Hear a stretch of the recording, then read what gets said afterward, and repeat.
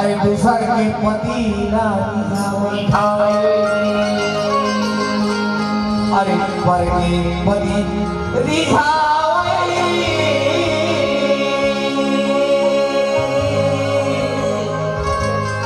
और दूसर के पति ना रिझावे अरे सुनैया चल गए सुनैया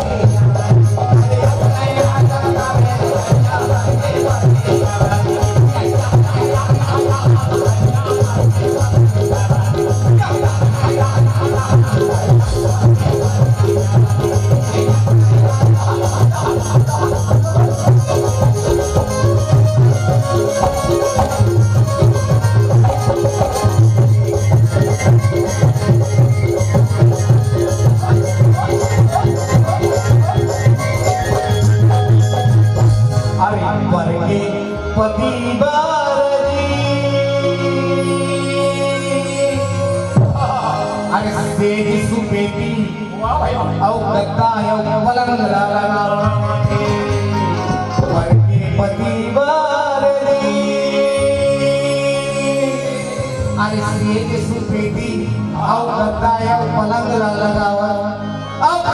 राजा जोड़ी धरीबा अरे घर के राजा जोड़ी धरीबा अरे टूटहा खटिया औ फुटहा कुर्सी अरे चक चक फिरना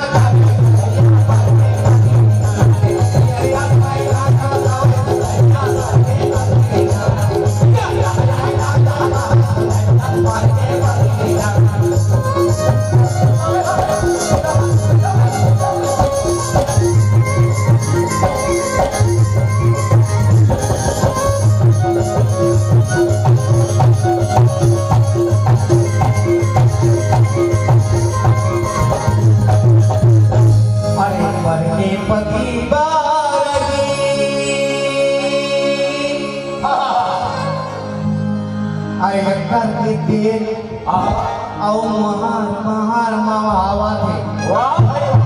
और घर के राजा जोड़ी धरीबा अरे घर के राजा जोड़ी धरीबा अरे भेड़वा के और फसल खजवा